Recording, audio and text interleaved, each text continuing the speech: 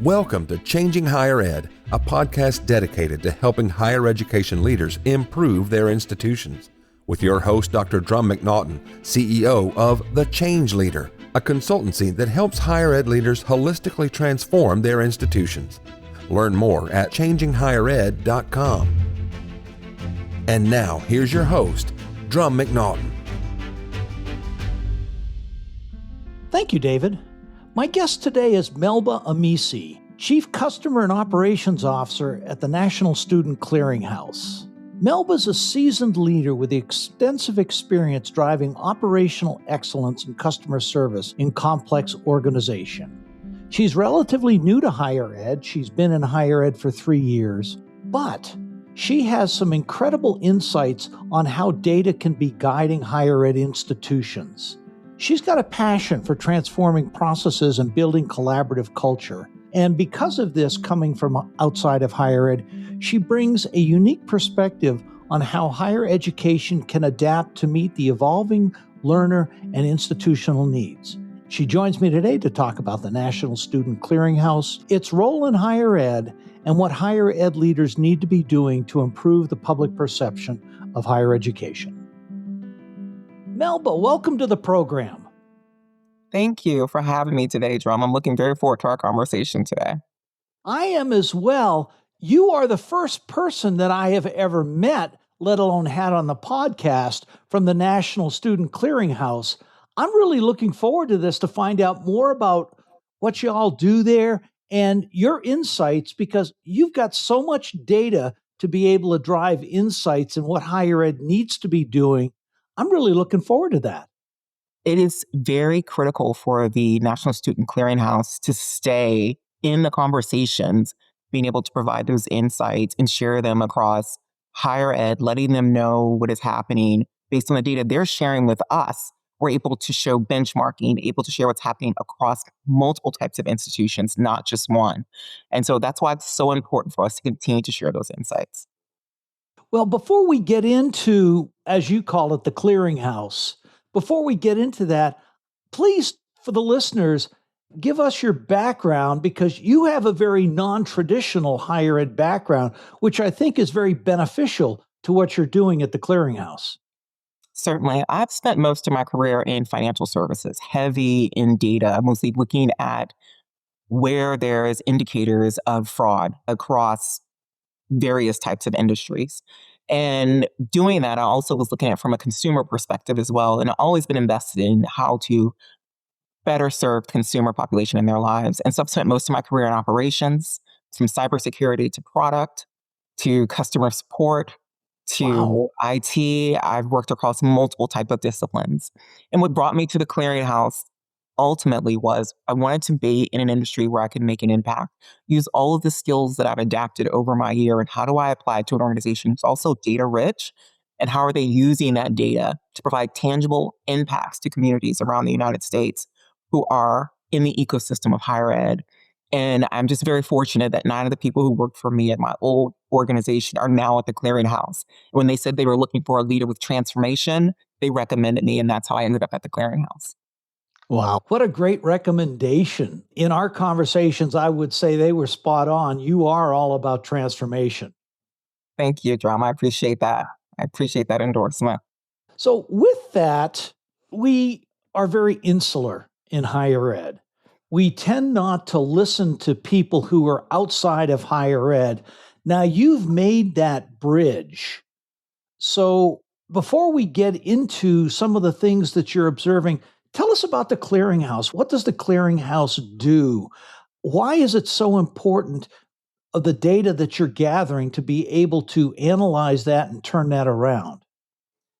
Clearinghouse serves a very unique role for higher education. The way in which data organizations entrust us with the data is one of the main things we do for them is their compliance reporting with the Department of Education. And so they provide us with their enrollment reporting, which includes a lot of different data elements in order to make sure they're meeting the regulations and guidance of NSLDS within the Department of Higher Ed. It's part of that I'm sorry, I'm going to interrupt you. NSLDS? NSLDS, National Student Loan Department. It's where the Title IV funding is done. Got it. Thank you. As part of that, we take that data and we're able to look across multiple institutions, across multiple states, and we offer products and services that provide school with insights so they can see student pathways. They can benefit from the research we do as we're looking across different student populations, types of schools, 2-year, 4-year schools. We're looking to see where students are coming into higher ed, where they're leaving out, whether it's early or they're getting some credential, whether it's a 2-year or 4-year. But we also offer students transcript services. We also offer students the ability to verify they're enrolled in a school. So they have access to things like student loans or different types of services where students get discounts. And then we also do degree verify. So we offer opportunity for background screeners to verify students have gone to school and what they've achieved in order so they can be employed. You also arm the Department of Education with real data and facts. In today's climate, that is so critical, especially with the cutbacks that we're seeing at the Ed Department. Agreed. We find that our research, which is very well known, is cited across multiple types of publications, from your large publications like Forbes, Wall Street Journal, New York Times, Washington Post, to think tanks who use it, or organizations like Achieving the Dream or Jobs for the Future, who are helping individual learners make their pathways through life. We see our research very critical because it also helps from a policy perspective. We often see it quoted when they're looking to figure out where we need to find those students or what is shifting in higher ed. Mm-hmm. So you've been there at the clearinghouse for 3 years. You come in with a fresh perspective. What's your impression of higher ed? Interesting question. Well, being there almost 3 years, higher education is experiencing significant transformation. It's influenced by increasingly varied, nonlinear student pathways, the emergence of older and career-oriented learners, and this heightened expectation for demonstrable return on investment. College presidents and provosts must manage these shifts. They're addressing complex challenges to maintain effective communication with stakeholders. The National Student Clearinghouse plays an essential role in this environment because we're offering that data and the analytical tools, strategic guidance to inform institutional decisions, promote student achievement, and sustain institutional value. When I came to the National Student Clearinghouse in May of 2023, I swiftly recognized the sector's complexity and fragmentation, the political factors significantly influencing policy and practice.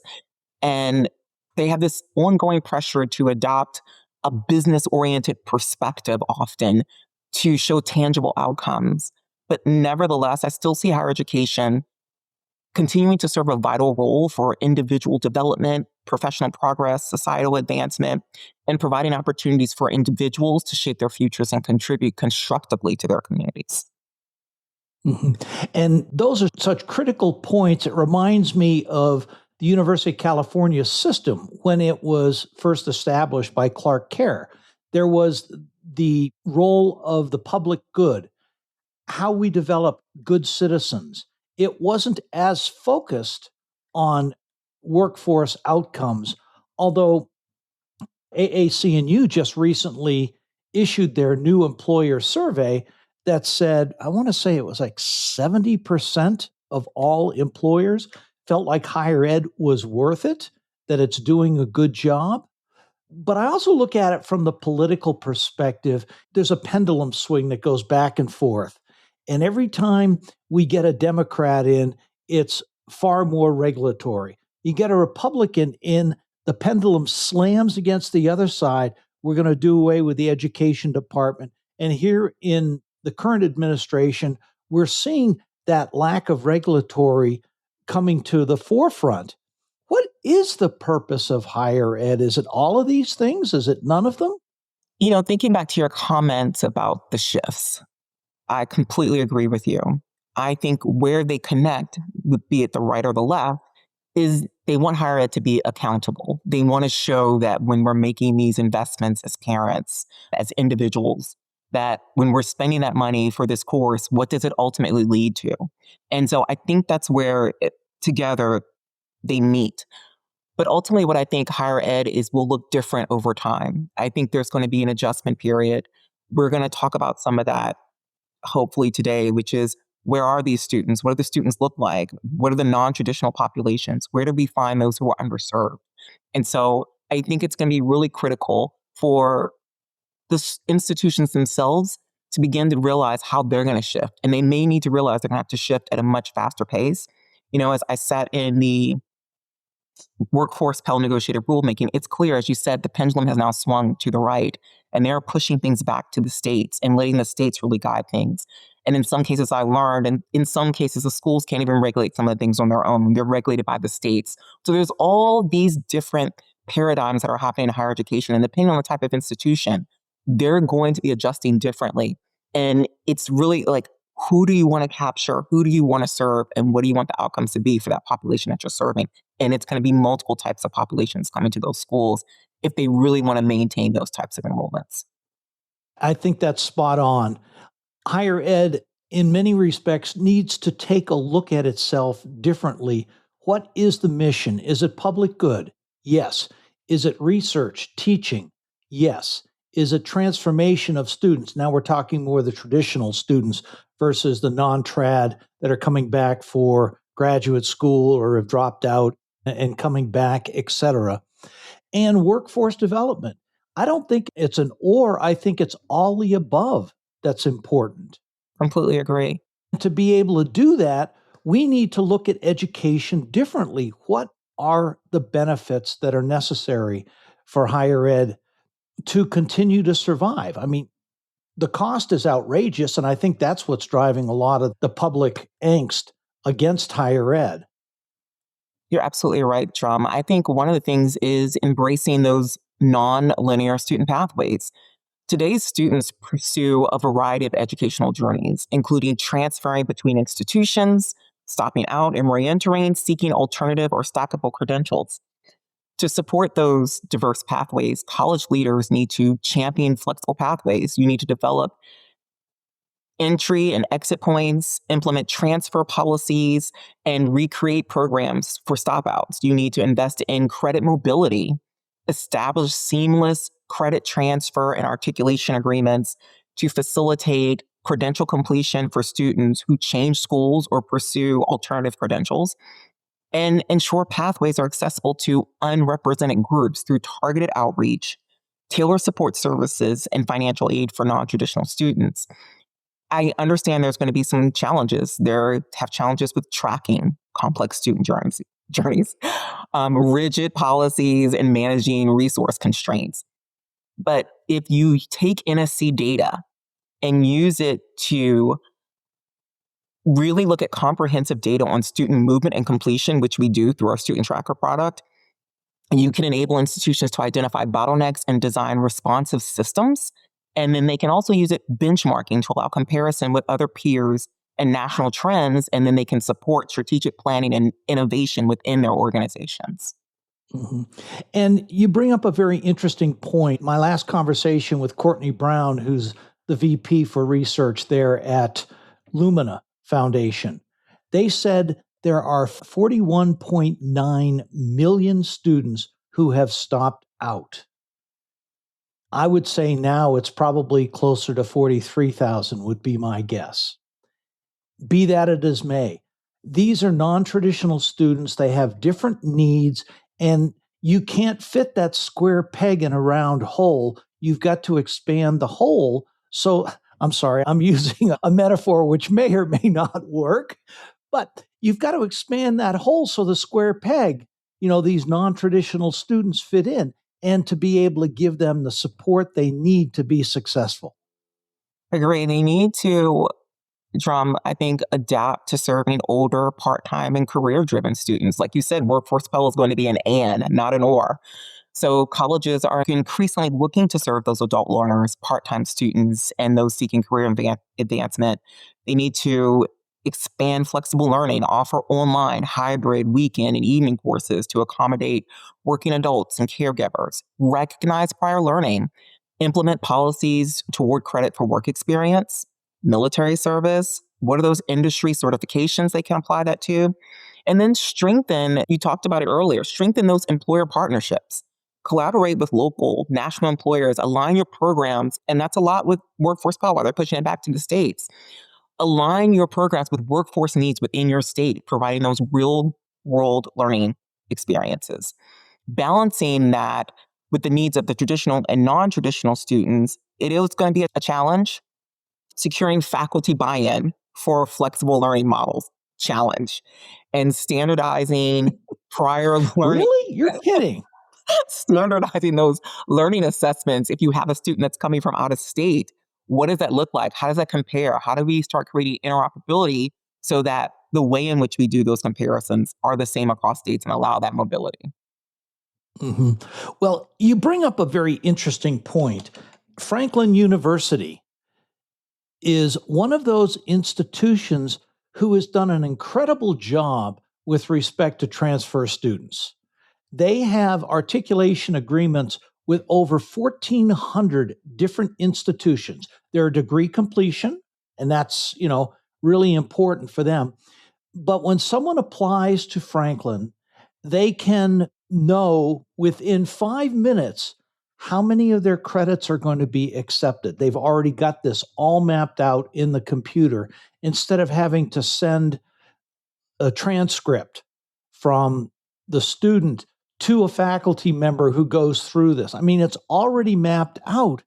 I don't know of any other institution who's done it to that degree to be able to facilitate transfer students. I think we're seeing it in some states trying to get together from a state perspective. I know Oregon has made great strides within its system in trying to allow for that flexibility for students. But you can imagine what it is for a learner that as you're about to enroll, you're making a choice in what school you're going to go to have access to understand how much credit am I going to get for the work that I've done in the past. You're seeing a lot of startups come about in our credit articulation because it was such an arduous task for the registrars. But they realized, like you said, the population of stopouts is so large. Schools now want to go find those students and they want to give them the confidence that the work that you've done in a prior educational organization or things you may have done outside of work will help you contribute faster to earning some type of credential. Mm-hmm. So we have these diverse pathways, these nonlinear pathways that institutions have to be able to take advantage of and provide a landing place for students to come in. But we also need to prepare students for today's job market and life. It's not an either, it's a both. Absolutely. It is a challenge. And, sitting in the room with many of the negotiators who were representing many constituents from around the countries, from students to four-year to private to veterans to taxpayers, they were very invested. And it was clear the department was like, Workforce Pell is to have someone graduate and go get a job. But higher education also wants to say, I want to develop programs where it's an and. I can prepare you to get a job and I can provide you with long-term value of a solid education that allows you flexibility in your career. I think it is very important for data and analytics to show what's possible, tracking progress, identifying at-risk students, and driving continuous improvement. And I think it's key what we talked about before. Schools really need to make sure they're aligning themselves with the employers of the future and the needs of what those skills are. What are those high demand roles? What are those jobs they're going to pay a living wage that allows a person to excel in life? And we're not talking about creating wealth. We're talking about being able to buy groceries, send your kids to school, buy a home, buy a car, survive in the United States of America, basically. And I think in order for them to do that, it's going to be a challenge because we know, Drumm, technology is going at a pace that you can't keep up with. And the in-demand career of today might not be the in-demand career of next 2 years. So constantly assessing your programs and staying abreast of what's out there from a career path and what's available is going to be key.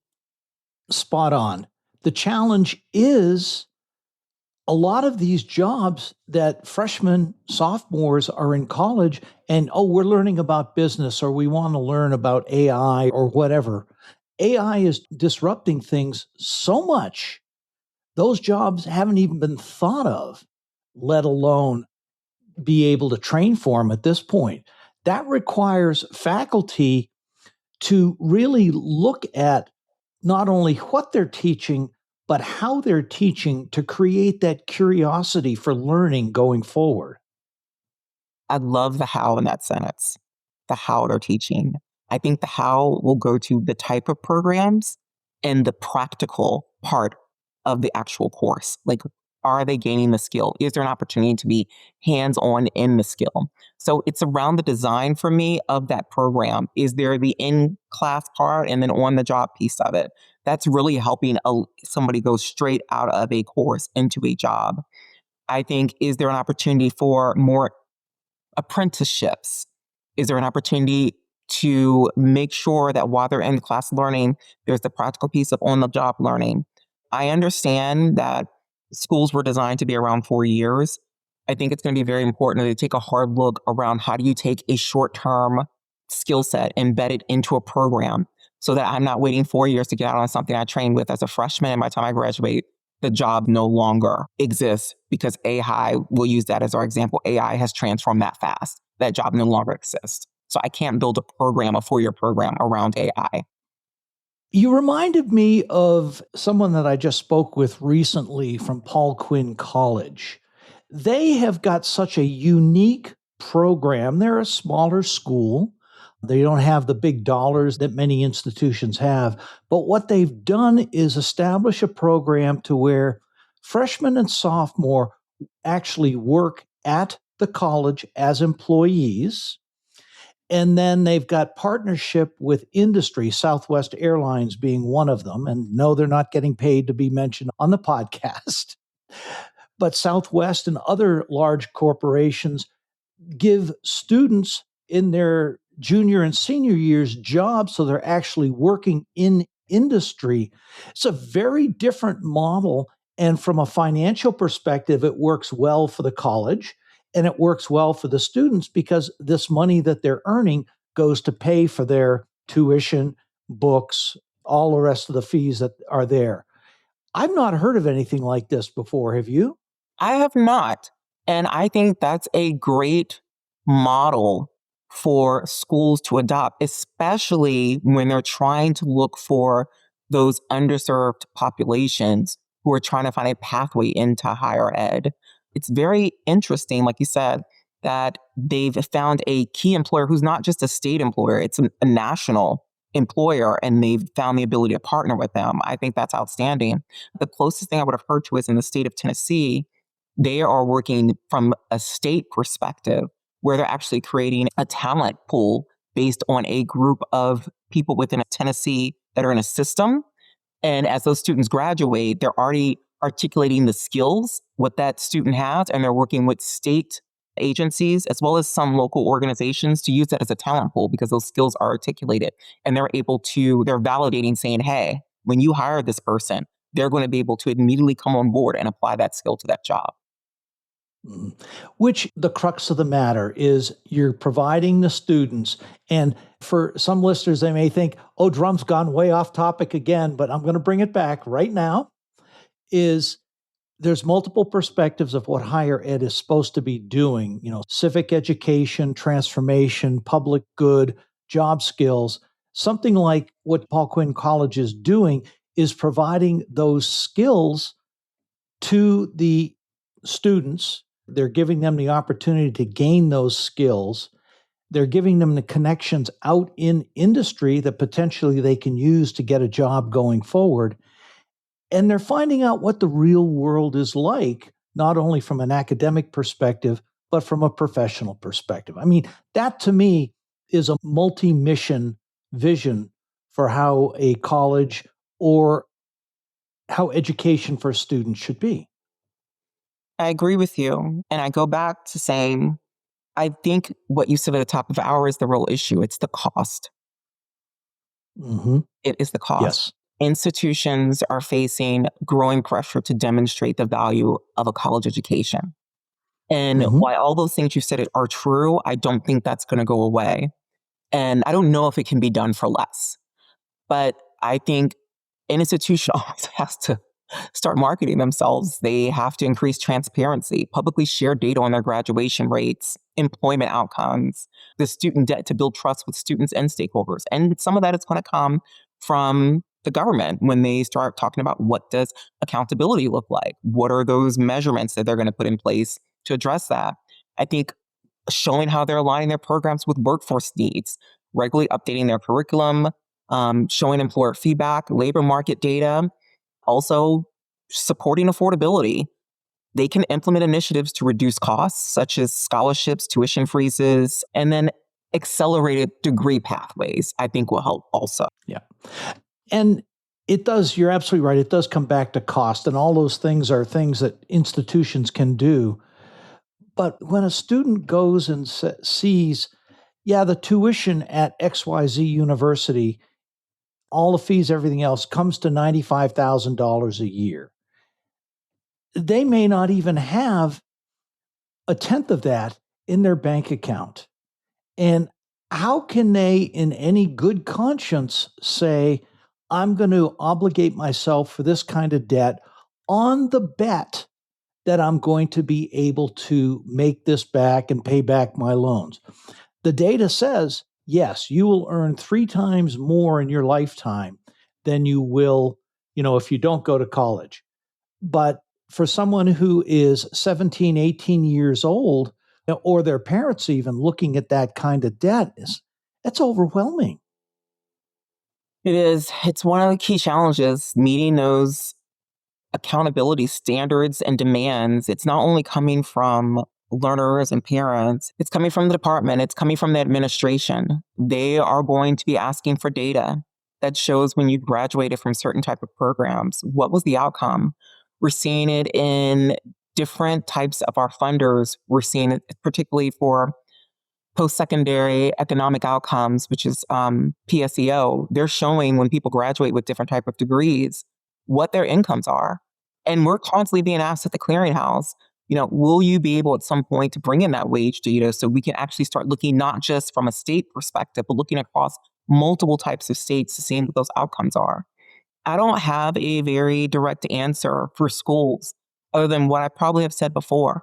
There is going to be a necessary adjustment within higher education to reshift the way it's taught, to reshift maybe the way we structure the programs. Are there short-term programs that allow the outcomes to be measured much faster? Having people have choices, embedding skills within those programs so that people are employable much faster. It's to actually the benefit of the college as much as the learner in doing so, because by showing not only to the learner, to the parents, to those investing in that education, even yourself investing in your own education, your employer investing in your education, it's going to show that this was worth it. And I think that shift over time will have to happen. It's not going to go away. It's only going to get louder in the noise. Someone quoted a stat for me not long ago about how much tuition has grown, like 75% over like the last 20 years. That's incredible. It's grown a lot. Yeah. And the cost of, the higher education price index went up 3.4% in 2004, which is higher than, frankly, than inflation. So interesting that you said that, because think about it. You were asking a higher institution to bring down the cost of operating an institution. Meanwhile, you think about the SIS systems they have to support, just the administration fees, the salaries they have to pay. A lot of people use that higher education index, their vendors, to price their services and increase the cost. And I misspoke. It went up 3.6% in 2025. So it actually increased from 3.4 in 24.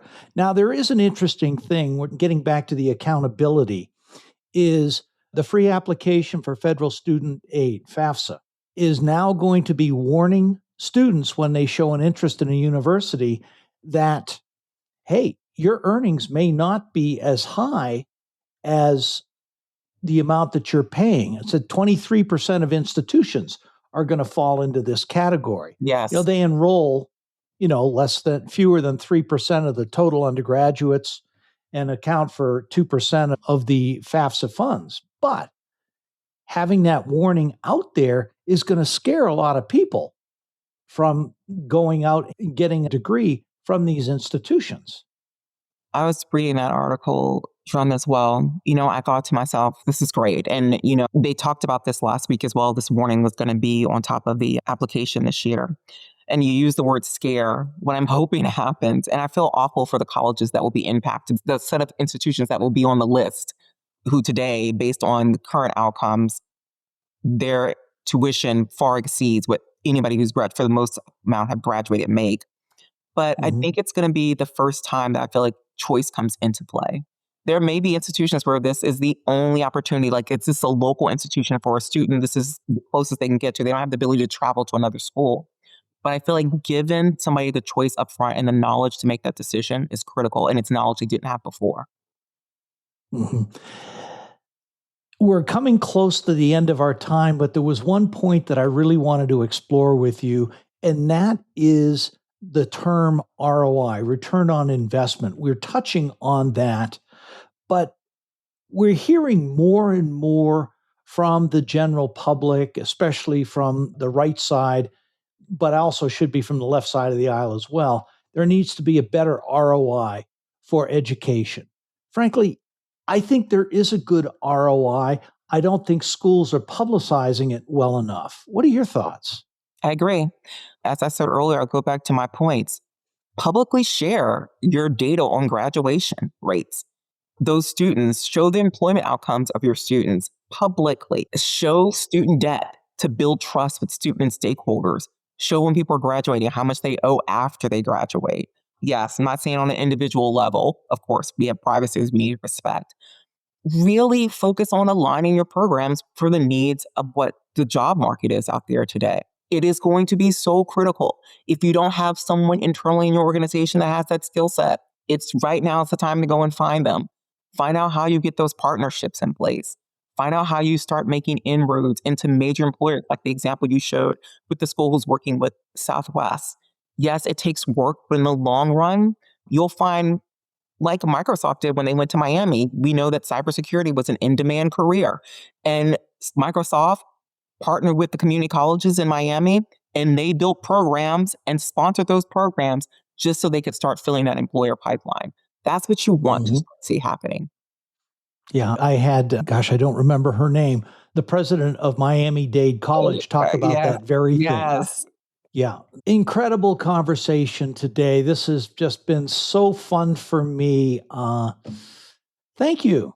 Thank you. This has been great for me. I hope that college presidents and provosts are uniquely positioned to lead transformative change, and they can leverage NSC's robust data and reporting tools to do so and address key challenges about building flexible pathways, equitable pathways, adapting to the needs of non-traditional learners, fostering a culture of analytics, and really demonstrating measurable ROI. They can really drive improved student outcomes and sustain value of higher education in a rapidly evolving landscape. Yeah, and rapidly evolving is an understatement. So, Melba, thank you, as we always do. Our final two questions. 3 takeaways for university presidents and boards. 3 takeaways. Transparency, very key. Alignment, find those key partnerships from a workforce perspective, whether it be within your state or national employers, overcoming those headwinds that are coming your way around that accountability and transparency. And then really demonstrate the real impact that your strategies have on student, faculty, and stakeholders. Be very transparent about it and share it. I'm going to add one more. Moderator's prerogative. Be sure that you're looking at the various pathways, because it's not a traditional linear pathway.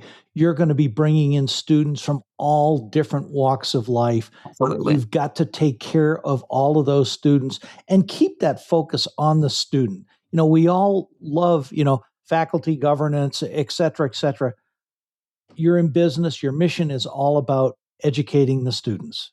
Yeah, embrace those diverse and nonlinear students and the pathways they're going to go through. Very key. Exactly. Thank you. What's next for you?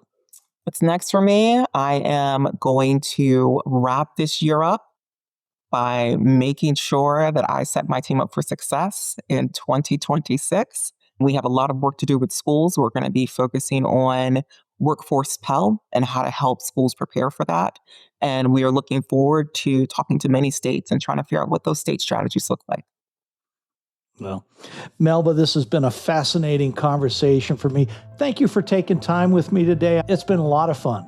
It's been a lot of fun for me too. And I really appreciate you having me. I was very honored to be here today. Well, it's my honor to have you here.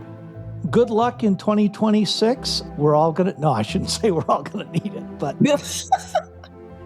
you know, Gordon Gee, I think, said it best when I had him on the program back at the beginning of COVID. He said, COVID is accelerating needed changes in higher ed by a decade or more. We're still seeing that transformation. AI is speeding it up. Yes. And the public opinions are making sure that it sticks. We have to listen. Yes. Completely agree with you. Thank you, my friend. Enjoyed the conversation very much. Me as well. Thank you, Drumm. Thanks for listening today, and a special thank you to my guest, Melba Amissi.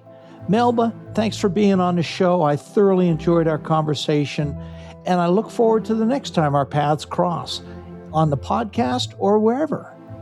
To my listeners, thanks again for joining me. I'll see you next week. Changing Higher Ed is a production of The Change Leader, a consultancy committed to transforming higher ed institutions. Find more information about this topic, along with show notes on this episode at changinghighered.com. If you've enjoyed this podcast, please subscribe to the show, and we would also value your honest rating and review.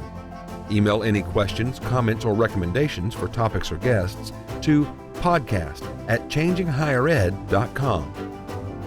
Changing Higher Ed is produced and hosted by Dr. Drumm McNaughton, post-production by David L. White.